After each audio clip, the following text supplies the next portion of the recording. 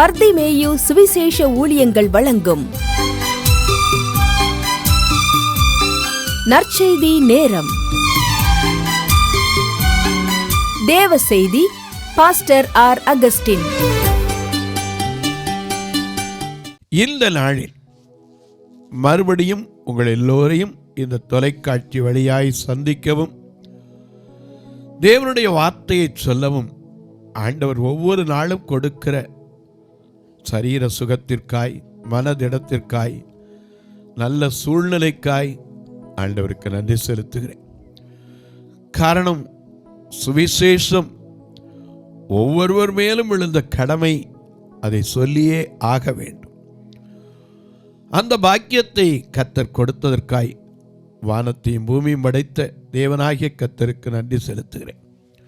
எத்தனையோ பேர் எத்தனையோ காரியங்களை கூப்பிட்டு இதுக்கு விளக்கம் சொல்லுங்க, இதுக்கு விளக்கம் சொல்லுங்கலாம் கேட்குறீங்க. ஒவ்வொரு காரியத்தை குறித்தும் சொல்லி வருகிறேன். இந்த வாரத்தில் ஒரு அம்மையார் கேட்டீங்க, உடன்படிக்கைன்னு சொல்கிறாங்க ஐயா, உடன்படிக்கைன்னா என்ன, உடன்படிக்கைன்னா என்ன, அதை குறித்த விளக்கம் என்ன, இதை குறித்து உங்களுக்கு சொல்ல வேண்டும் என்று கேட்டீங்க. உண்மைதான், உடன்படிக்கை என்பது நாட்டுக்கு நாடு இருக்கிறது, தேசத்துக்கு தேசம் இருக்கிறது, ஏன் ஒவ்வொரு குடும்பத்திலும் கூட சம்பந்தம் கலக்கும் போது உடன்படிக்கை பண்ணுகிறோம். ஆனால் நம்முடைய ஆண்டவருக்கு பேரு உடன்படிக்கையின் தேவன். வேதாகம கல்லூரிக்கு முதல்ல போனோம்னா முதல்ல கற்றுக் கொடுக்கிற பாடமே உடன்படிக்கை தான். ஏன்னா அது வேதத்தின் மையமே உடன்படிக்கை என்றுதான் சொல்லப்படுகிறது. அந்த உடன்படிக்கையின் மையம் எதுவென்றால் வாக்குத்தத்தம் என்று சொல்லப்படுகிறது. இதில் 2 விதமான உடன்படிக்கைகளும் உண்டு. இருவர் பண்ணுகிற உடன்படிக்கை, ஒருவர் பண்ணுகிற உடன்படிக்கை. வேதம் முழுவதும் அலசி ஆராய்ந்து பார்த்தால் 7 உடன்படிக்கையை நாம் கற்றுக்கொண்டோம்னா இந்த வேதத்தை முழுவதும் கற்றுக்கொண்டது போல ஒரு வியூ கிடைக்கும். ஆகையினால இந்த நாளில் உங்களோடு உடன்படிக்கையை குறித்து நான் சொல்லப்போகிறேன். தயவு செய்து இந்த நிகழ்ச்சியை பார்க்கிற நீங்கள் வேதாகமத்தை எப்பவும் கையில் எடுத்துக்கணும்.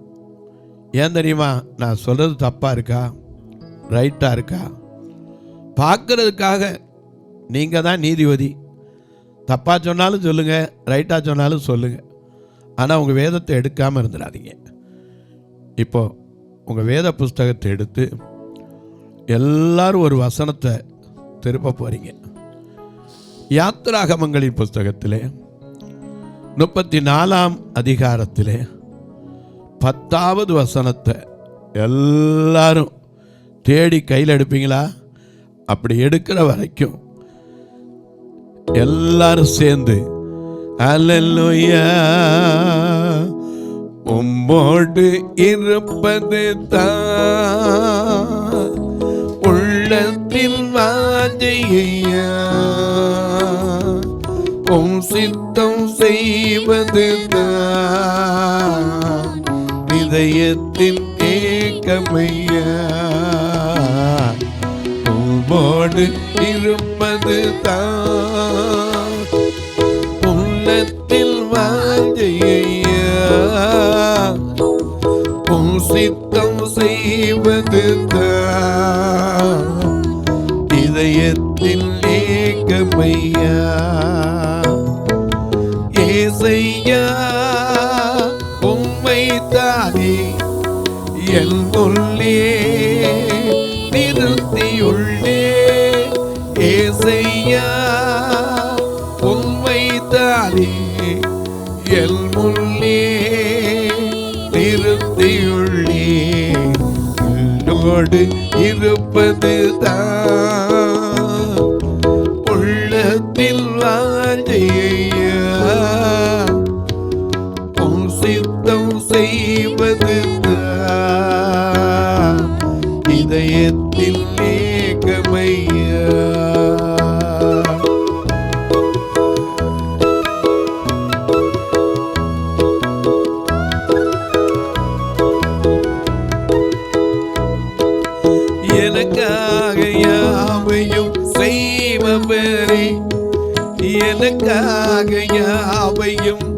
செய்பவரே, செய்து முடிப்பவரே.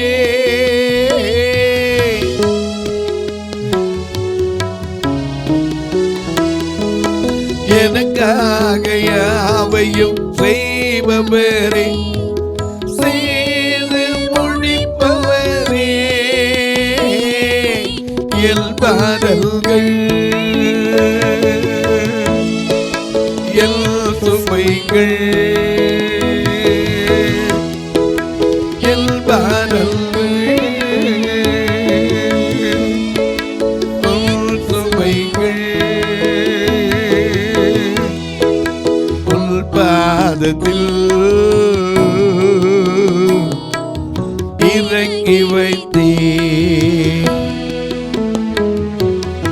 ஏசையா உம்மை தாரி என் முன்னே நிறுத்தியுள்ளேன். ஏசையா உம்மை தாரி என் முன்னே நிறுத்தியுள்ளேன்.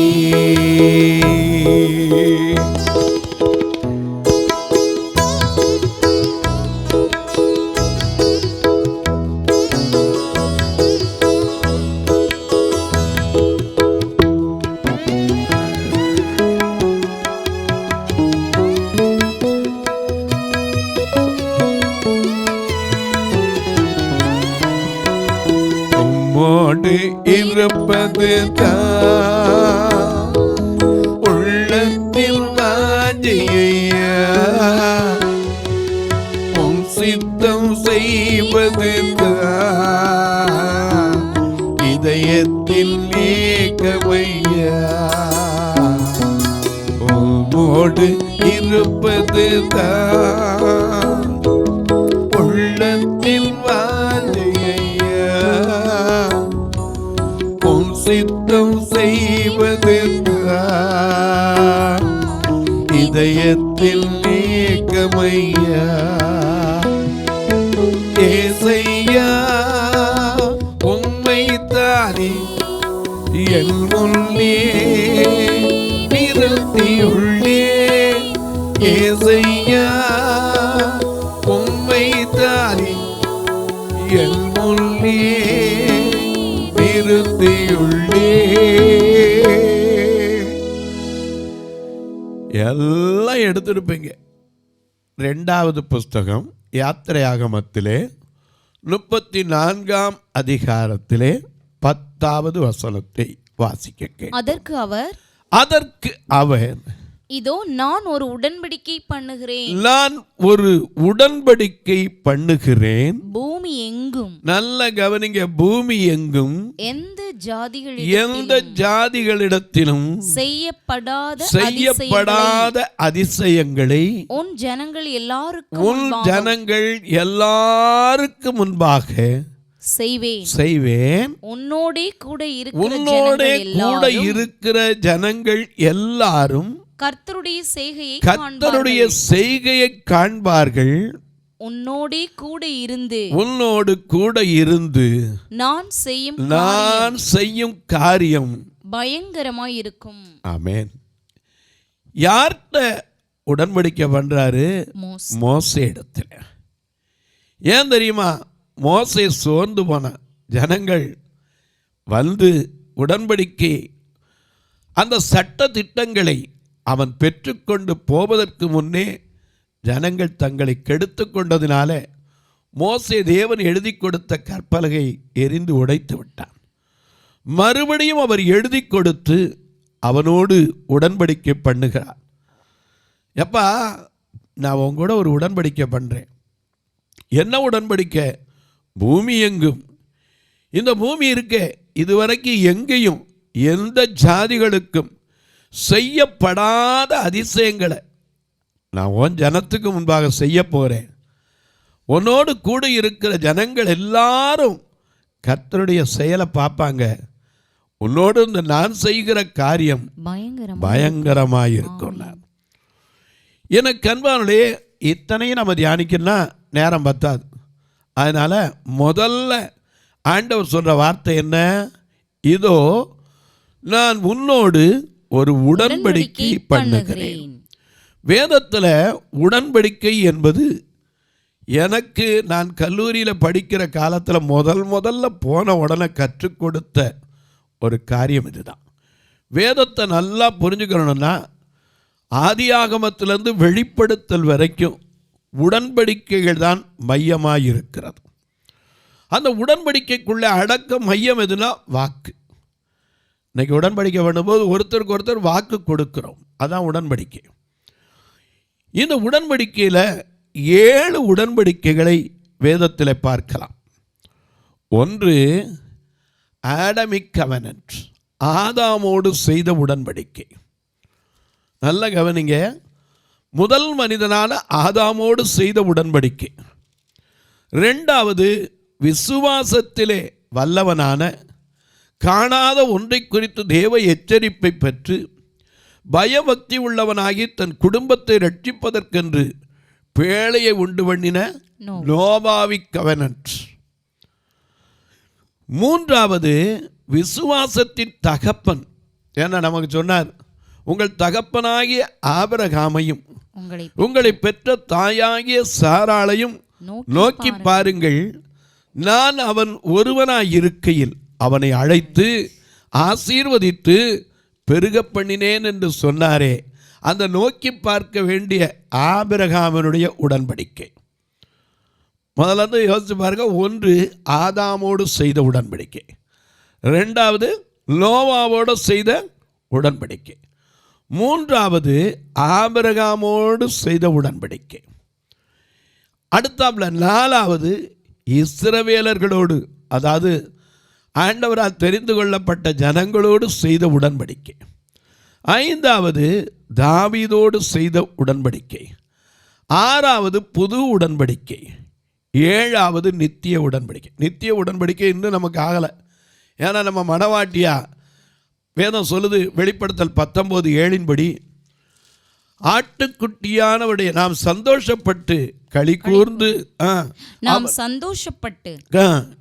களி கூர்ந்து அவருக்கு துதி செலுத்த கடவோம். ஆட்டுக்குட்டியானவருடைய கல்யாணம் வந்தது, அவருடைய மனைவி தன்னை ஆயத்தம் பண்ணினாள். சொல்ல கேட்டேன். நாம் அப்படி ஆயத்தம் பண்ணி கொண்டிருக்கிற கற்புள்ள கன்னிகையாக கிறிஸ்து என்னும் ஒரு புருஷனுக்கு, ஒரே புருஷனுக்கு ஒப்புவிக்க நியமிக்கப்பட்டிருக்கிறபடினாலே அந்த நித்திய உடன்படிக்கை ஆண்டவருடைய வருகையில் நடக்கும். இந்த 7 உடன்படிக்கைகளை நாம் கற்றுக்கொண்டோமானால் இந்த வேதம் முழுவதையும் ஒரு கிளிம்ஸ் ஆஃப் ஹிஸ்ட்ரி அல்லது முழு ஒரு மனதில் ஆயிற்கொள்வதற்கு உதவியாக இருக்கும். இந்த 7ஐயும் 2 விதமாக பிரிக்கலாம். ஒன்று இருநபர் பண்ணிக்கொள்ளுகிற உடன்படிக்கை, இன்னொன்று என்னது, ஒரு நபர் பண்ணுகிற உடன்படிக்கை. இருநபர் பண்ணுற உடன்படிக்கைனா என்னது? இன்னைக்கு 2 நாட்டு தலைவர்கள் ஒருவரை ஒருவர் சந்திக்கிறார்கள் என்று வைத்துக் கொள்ளுங்கள். அப்போ 2 நாட்டு தலைவர்களும் ஒரு இடத்தை தெரிந்தெடுப்பார்கள். ஏன்னா நம்ம ஆட்க கப்பலில் கூட பேசுனது உங்களுக்கு மறக்க முடியாது. ரஷ்ய அதிபரும் அமெரிக்க அதிபரும் கப்பலில் ஒரு ட்ரிப் என்ன செய்தாங்க, கூடி கான்வர்சிங் வித் ஈச் அதர், ஒருவருக்கு ஒருவர் பேசிக்கொண்டார்கள். ஒரு நல்ல இடத்தை தேர்ந்தெடுப்பாங்க, அல்லது 2 நாட்டு தலைவர்களும் கூடி வந்து உடன்படிக்கை செய்வாங்க. உதாரணமாக இன்றைக்கி ஒரு நாடு பலவீனப்பட்டிருக்கிற நாடு, ஆயுதங்கள் போர்கள் இல்லை அப்படின்னா அந்த பலமுள்ள நாடு சொல்லும், நான் உங்களுக்கு ஒரு போர் விமானங்களை 100 விமானங்களை கொடுக்கிறேன் அப்படின்னு முதல்ல என்ன செய்வார், அறிவிப்பார். உடனே அது என்ன செய்வாங்க, எழுதுவாங்க. எழுதின உடனே இங்கே இருந்து இந்த நாட்டு தலைவர் சொல்லுவார், ஐயா எங்கள் நாட்டில் வேறெல்லாம் ஒன்றும் கிடையாது, விளைச்சல் தானியங்கள் தான் இருக்குது, அதனால் நான் உங்களுக்கு ஒரு 100 டன்னோ 200 டன்னோ கோதுமை கொடுக்குறேன் அப்படிம்பார். உடனே இவங்க எழுதுவாங்க, அதற்கு சரி. இப்படி கொடுத்த உடனே அடுத்த நிமிஷம் சொல்லுவாங்க, நாங்கள் உங்களுக்கு 100 விமானத்தை உடனே கொடுத்துட மாட்டோம், முதல்ல என்ன செய்யணும், 25 அனுப்புவோம், அதுக்கப்புறம் தான் திருப்பி 25 அனுப்புவோம், அப்புறம் ஒரு 25 அனுப்புவோம், அப்புறம் ஒரு 25 அனுப்புவோம், மொத்தம் 4 தவணையாக அவங்களுக்கு என்ன செய்வோம், 100 கொடுப்போம். இவங்களும் சொல்லுவாங்க, இந்த நாட்டில் ஆமாம் நாங்களும் முதல்ல உங்களுக்கு 25 டன்னு கோதுமை கொடுப்போம், அதுக்கப்புறம் திருப்பி ஒரு 25, இப்படி 4 தவணையாக நீங்களும் கொடுக்க நாங்களும் கொடுக்கன்னு 2 பேரும் மாற்றி மாற்றி எழுதிக்கிடுவாங்க. உடனே அதுக்கப்புறம் கண்டிஷன் போடுவாங்க. என்ன கண்டிஷன் போடுவாங்க? ஐயா நீங்கள் கொடுக்குறதெல்லாம் சரிதான், இந்த போர் விமானத்தை எங்களுக்கு பயிற்சி பழக்கம் கிடையாது, அதனால் என்ன செய்யுங்க, உங்களுடைய பைலட்டை ஒரு 10 பேர் முதல்ல எங்களுக்கு அதை எப்படி ரன் பண்ணணும் அப்படிங்கிறதுக்கு எங்களுக்கு கற்றுக் கொடுக்க அனுப்புங்க. அது மட்டும் இல்லை, இதில் ஏதாவது ஒரு பழுது ஏற்பட்டால் சரி செய்வதற்கு எங்களுக்கு தெரியாது, அதனால் உங்கள் இதுலேருந்து ஒரு நல்ல இன்ஜினியர்ஸ் ஒரு 5 பேரோ 10 பேரோ அனுப்புங்க. அவங்க என்ன சொல்லுவாங்க, அனுப்புகிறேன், ரைட். அதுக்கப்புறம் அவங்க கேள்வி வைப்பாங்க. என்ன கேள்வி வைப்பாங்க? நான் அனுப்புகிறதெல்லாம் சரிதான், அவங்களுக்கு சம்பளம் யார் கொடுக்கறது? உடனே இந்த நாட்டுக்காரங்க நான் சம்பளம் கொடுக்குறேன். உடனே அவங்க சொல்லுவாங்க, உங்கள் நாட்டு பணம் எங்களுக்கு வேண்டாம், எங்கள் நாட்டு பணத்தில் கொடுக்கணும், அப்போ தான் அவங்களுக்கு பிரயோஜனம்.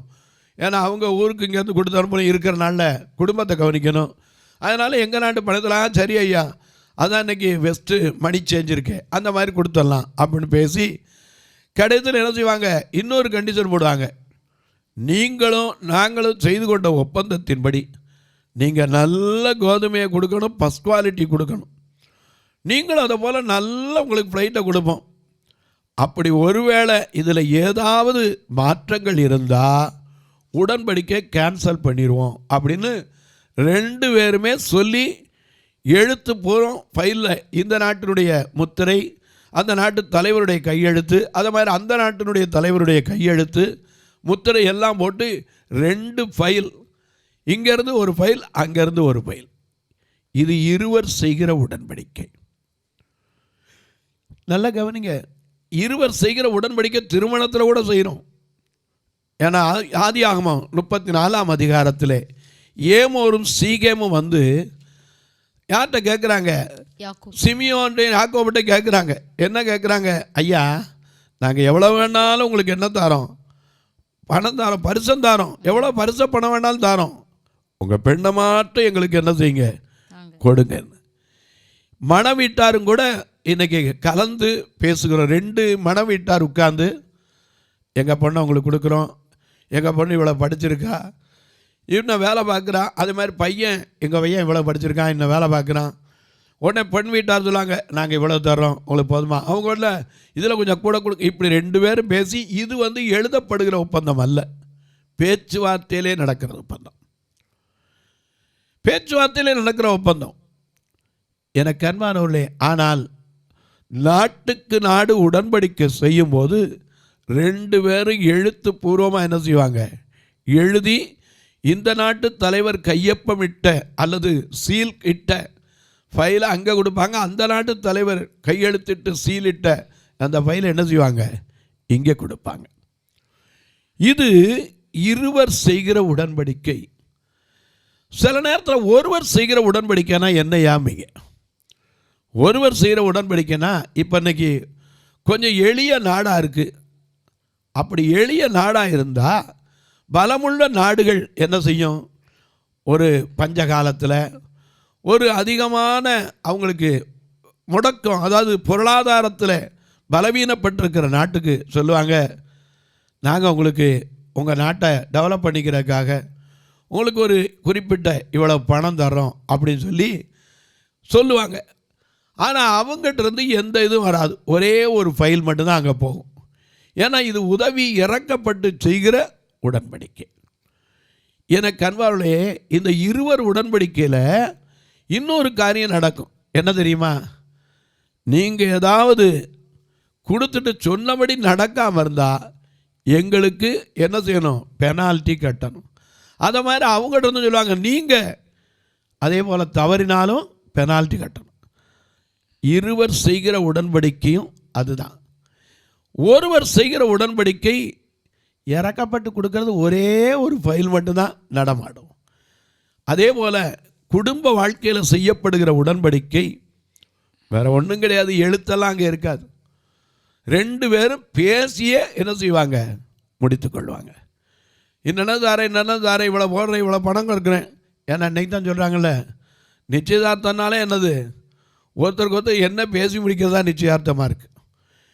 எனக்கு அன்பாலே வேதத்தின்படி இருந்தால் நிச்சயமாக என்ன செய்யணும்? ரெபேக்காளுக்கு யார் தான் முதல்ல கொடுத்தது? ஈசாக்கு வீட்டார். ரெபேக்காளை பெண் பார்க்க போகும்போது எலியேசர் தான் என்ன செய்தார்? வளையல் போட்டு காதணியும் கொடுத்தார்.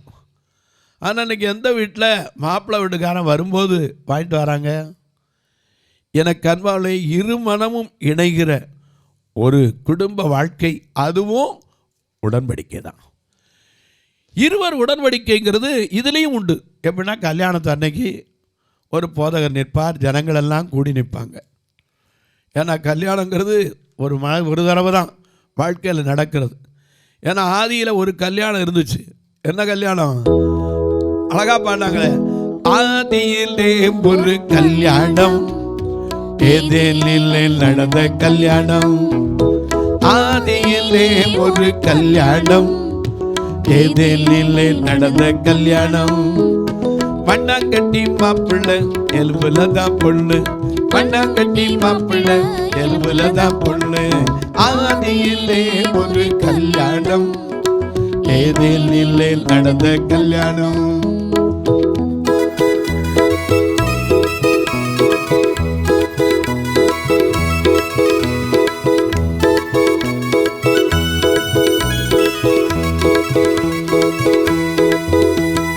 டும் டும் டும் அகடும் டும் டும் மேளமில்ல பிப்பி நாதமில்ல டும் டும் டும் மேளமில்ல பிப்பி நாதமில்ல அலங்கார மேடை இல்ல ஆட்கள் அங்கே கூட இல்ல. மண்ணாங்கட்டி மாப்பிள்ளை எலும்புல தான் பொண்ணு, மண்ணாங்கட்டி மாப்பிள்ளை எலும்புல தான் பொண்ணு. ஆதியிலே ஒரு கல்யாணம், ஏதேனிலே நடந்த கல்யாணம். சொல்லுங்க, ஆதியிலே ஒரு கல்யாணம், ஏதேனிலே நடந்த கல்யாணம். நல்ல கவனிங்க, கல்யாணத்தில் 2 பேரும் ஒப்பந்தம் பண்ணுறது உண்டு. மனைவியும் புருஷனும் தனக்குள்ளே ஒப்பந்தம் பண்ணிக்குவாங்க. பாஸ்டர் நிற்பார், சபை மக்களெல்லாம் கூடியிருப்பாங்க, ஒரு அறிக்கை கேட்பாங்க. இவர்கள் இருவரும் இணைக்கக்கூடாதபடிக்கு நியாயமான தடை ஏதேனும் இருந்தால் இப்பொழுது தெரிவிக்கலாம். அவரே பேசாமல் இருப்பார், எல்லாம் பேசாமல் இருப்பாங்க. அடுத்த நிமிஷம் அவரே சொல்லி முடிச்சிடுவார். இப்போது பேசாவிட்டால் இனி எப்போதும் பேசக்கூடாதுன்னு சொல்லிட்டு மனைவியை கூப்பிட்டு சொல்லுவார், சொல்லுங்கம்மா, வாழ்விலே தாழ்விலே சுகத்திலே சுகவீனத்திலே ஆமாம் ஒருவர் இணைந்திருப்போம். அதே போல் புருஷனுக்கும் சொல்லுவாங்க. இது மனப்பாடமாக அந்த நேரம் சொல்லிடுவாங்க. அதுக்கப்புறம் தான் தெரியாதனமாக வாக்கு கொடுத்துட்டு மாட்டிக்கிட்டோம்மா. இன்னைக்கு அநேகர் கல்யாணத்துக்கு முன்னாடி தான் வாழ்வில் தாழ்வில் அப்போ என்னமோ பெருசாக பேசுனீங்க. ஆமாம்மா, அப்போ என்ன செய்யறது, அவசரம். அந்த நேரம் ஒன்றும் தெரியறதில்லை. அதுக்கு பிறகு தான் வாழ்ந்திருக்கவும் தெரியணும், தாழ்ந்திருக்கவும் தெரியணும், பட்னியாக இருக்கவும் பரிபூர்ணம் அடையவும் போதிக்கப்பட்டிருக்கோமா இல்லையாங்கிறது பின்னாடி வாழும்போது தான் தெரியும். எனக்கு அன்பானவர்களே, உடன்படிக்கை என்பது எல்லா விதத்திலும் இருக்கிறது. நாட்டுக்கு நாடு இருக்குது, வீட்டுக்கு வீடு இருக்குது, தேசத்துக்கு தேசம். இன்றைக்கி ஒரு வீடு வாடகை கூடனா கூட உடன்படிக்கை செய்கிறாங்க. 2 நபர், 1வது பார்ட்டி 2வது பார்ட்டி. நம்ம வக்கீல்களுக்கு சொல்லுவார், எழுதுவாங்க, நான் இந்த வீட்டை இவ்வளோ ரூபாய்க்கு ஒதுக்கி விட்றேன், இவர் என்ன செய்யணும், இதில் இருக்கிற இத்தனை ஃபேன் இத்தனை லைட்டு, இதில் ஏதாவது ஒன்று குறைஞ்சா கூட பார்த்து கொடுக்கணும். 2 பேரும் போட்டு ஆளுக்கு ஒரு ஒரிஜினல், ஒருத்தன் கையில் ஒருத்தர் ஜெராக்ஸ். இப்படி பல உடன்படிக்கைகள் உண்டு. இதுக்கும் வேதத்துக்கு என்ன சம்பந்தம்? வருகிற செய்தியில் கேளுங்க, உங்களுக்கு தெரியும். தொலைக்காட்சியில் பார்க்குற என் அன்பு மக்களே, இந்த நிகழ்ச்சியை நாள்தோறும் பார்க்குறீங்க, கேட்குறீங்க, பரவசம் அடைகிறீங்க. ரொம்ப நல்லது. கேட்குறதோடு விட்டுறாதீங்க. ஒரு வார்த்தை என்ன செய்யுங்க, ஜெபம் பண்ணுங்க. எதுக்கு இந்த நிகழ்ச்சி தொடர்ந்து வரணும்? இதற்கான தேவைகள் சந்திக்கப்பட வேண்டும். ஒவ்வொரு நாளும் இந்த நிகழ்ச்சி வரணும்னா 5000 ஸ்பெண்ட் பண்ணணும். அது மட்டும் அல்ல, எங்கள் சபையோ 2 பக்கமும் பார்வையற்ற மக்கள் சபை. இந்த மக்களையும் நடத்த வேண்டும். இவங்களை கூட்டிகிட்டு வர்றதுக்கு மட்டுமே மாதம் 20,000 ரூபா வேன் வாடகை வந்துடுது. இவங்களை சாப்பிட வச்சு தான் அனுப்பணும். ஏன்னா வழியில் போகும்போது சோர்ந்து போயிடுவாங்க. என்ன தான் வசனத்தை விதைச்சாலும் பசி வந்தால் 10ம் பறந்துடும், இதுவும் சேர்ந்து பறந்துடக்கூடாது. மனசில் நிற்கணும். உங்கள் பிறந்த நாள், திருமண நாள் போன்ற நல்ல நாட்களிலே ஒரு உணவு கொடுக்க, இந்த பார்வையற்ற மக்களுக்கு ஒரு ஊன்றுகோலை கொடுக்க, ஏன் ஒரு கட்டுமான பணிக்கு ஏன் பார்வையற்றவர் மரித்தா கூட ஃபியூனரல் காரியத்திற்கு நீங்கள் தொடர்பு கொள்ளலாம். எப்படி பிரதர்? இதில் 2 ஃபோன் நம்பர் வரும். அநேகர் கேட்டுக்கிட்டே இருந்தீங்க QR கோடு ஒன்று கொடுக்கக்கூடாதான்னு, அது இப்போ கொடுத்து வர்றாங்க. நீங்கள் இது வழியாக தொடர்பு கொள்ளலாம். கணக்கு வைப்பொருள் என்னிட்ட கேளுங்க, அந்த வழிமுறைகளை உங்களுக்கு சொல்லுவேன். தபால் வழியாக தொடர்பு கொள்கிறவங்களுக்கு நீங்கள் 36 35 38 89 63 இந்த அக்கௌண்ட் நம்பர் போஸ்ட் ஆஃபீஸில் மத்திய அரசு எல்லா போஸ்ட் ஆஃபீஸ்லேயும் இருக்குது. 1-2 பேர் சோம்பல் பட்டு வேணால் எங்கள் இதில் பண்ணுறதில்லைன்னு சொல்லலாம். ஆனால் மத்திய அரசாங்கத்தில் அப்படி கிடையாது. எல்லா போஸ்ட் ஆஃபீஸிலும் ஒன்று போல தான் இருக்கும். நீங்கள் எந்த கமிஷனும் கொடுக்காமல் இந்த பணத்தை அது வழியாக கட்டலாம். அது மட்டுமல்ல, உங்கள் ஜெபக்காரியம் எது இருந்தாலும் காலை 10லேருந்து 5 மணிக்குள்ளே சொல்லலாம். இப்போ உங்களுக்காக ஜெபிக்கட்டுமா? நல்ல பிதாவே, நன்றியோடு துதிக்கிறோம் சுவாமி. ஒவ்வொருவரும் கற்றுக்கொள்ள வேண்டும் சுவாமி. வேதத்தின் ரகசியங்களை ஆராய்ந்து பார்க்கக்கூடிய மனக்கண்களை திறந்து கொடும். இன்றைக்கு தொலைக்காட்சி முன்னாடி ஆதியில் திருமணம் செய்து இன்றைக்கு ஒருவருக்கொருவர் கருத்து வேற்றுமையோடு மனம் ஒற்றுமை இல்லாமல் பிரிந்திருக்கிற ஒவ்வொரு குடும்பங்களுக்காய் ஜெபிக்கிறேன். ஒவ்வொரு கணவன் மனைவிக்காய் ஜெபிக்கிறேன். தேவன் தனியாயிருப்பது நல்லதல்ல என்று கண்டுதான் அன்றைக்கு ஆதாமுக்கும் ஏவாளுக்கும் குடும்ப வாழ்க்கையை ஏற்படுத்தி வைத்தார். மனைவியை புருஷனோ புருஷனை மனைவியோ விட்டு பிரிவது எந்த விதத்திலும் வேதத்திற்கு உகந்ததல்ல. இதை அறிந்தவர்களும் செய்தால் ஆண்டவர் அவர்களை மன்னித்து மறுபடியும் இணைந்து வாழ்வதற்கு கர்த்தர் உதவி செய்யும். பல நாட்கள் பிரிந்திருந்த கணவன் மனைவிக்குள்ளே இந்த உணர்வை கொடும். ஒரே மாம்சம் என்றைக்கு இருவரும் கலந்து உடன்படிக்கை செய்தோமோ அன்றிலிருந்து ஒரே மாம்சம் என்கிற உணர்வை கொடுத்து பிரிந்திருக்கிற ஒவ்வொருவரும் இணைந்து வாழட்டும். வியாதிப்படுக்கையில் இருப்பவருக்காய் ஜெபிக்கிறேன். பிறந்த நாள் திருமண நாளை நினைவு கூறுகிறவர்களுக்காய் ஜெபிக்கிறேன். ஒவ்வொரு நாளும் இந்த நிகழ்ச்சியை பார்த்து ஆனந்தப்படுகிற மக்களுக்காய் ஜெபிக்கிறேன். இதற்காக தங்களுடைய உழைப்பை கொடுத்து வருகிற ஒவ்வொரு மக்களுக்காய் ஜெபிக்கிறேன். ஒவ்வொரு குடும்பத்திலும் சமாதானமும் சந்தோஷமும் சரீரத்தில் சுகமும் மனதில் ஆரோக்கியமும் இருக்கட்டும். வானத்திற்கும் பூமிக்கும் சகல அதிகாரம் கொண்ட இயேசு கிறிஸ்துவின் ஈடு இணையற்ற வல்லமையுள்ள நாமத்தில் ஜெபிக்கிறேன் நல்ல பிதாவே, ஆமென், ஆமென். சபை ஆராதனை ஞாயிறு காலை 10 மணி முதல் 12 மணி வரை. இடம் பர்திமேயு சுவிசேஷ ஆலயம், அன்னை சத்யா நகர், இளமனூர் அஞ்சல், சக்கிமங்கலம் வழி, மதுரை மாவட்டம். பின்கோட் 625201 மற்றும் பர்திமேயு சுவிசேஷ ஜெப வீடு, flat number 107, Eden garden, Muthur, Tirunelveli. Pincode 627011. சிறப்பு உபவாச கூட்டம் ஒவ்வொரு மாதமும் 2வது சனிக்கிழமை காலை 10 மணி முதல் 1 மணி வரை நாகர்கோவில் YMCA ஹாலில் வைத்து நடைபெறுகிறது. மற்றும் ஒவ்வொரு மாதமும் 4வது சனிக்கிழமை காலை 10 மணி முதல் 1 மணி வரை திருநெல்வேலி புதிய பேருந்து நிலையம் அருகில் உள்ள கிரேஸ் ஹாலில் வைத்து நடைபெறுகிறது. எங்கள் எல்லா ஆராதனைகளிலும் கலந்து கொண்டு தேவனை மகிமைப்படுத்த அன்பாய் அழைக்கிறோம். உங்கள் உதாரத்துவமான காணிக்கைகளினால் இவ்வூழியத்தை தாங்க விரும்பினால் R Augustine, account number 5021364331, IFSC code IDIB 000B066, Indian bank, BP Kulam, Madurai. GPay number 9842181917, BGM ministries மற்றும் 9442559772, பிளைண்ட் மினிஸ்ட்ரீஸ் அகஸ்டின். உங்கள் தொடர்புக்கு பாஸ்டர் ஆர் அகஸ்டின், பர்திமேயு சுவிசேஷ ஊழியங்கள், நாகமலை, புதுக்கோட்டை, மதுரை 625019. தொலைபேசி எண்கள் 9842181917 மற்றும் 9442559772. கர்த்தர் தாமே உங்களை ஆசீர்வதிப்பாராக.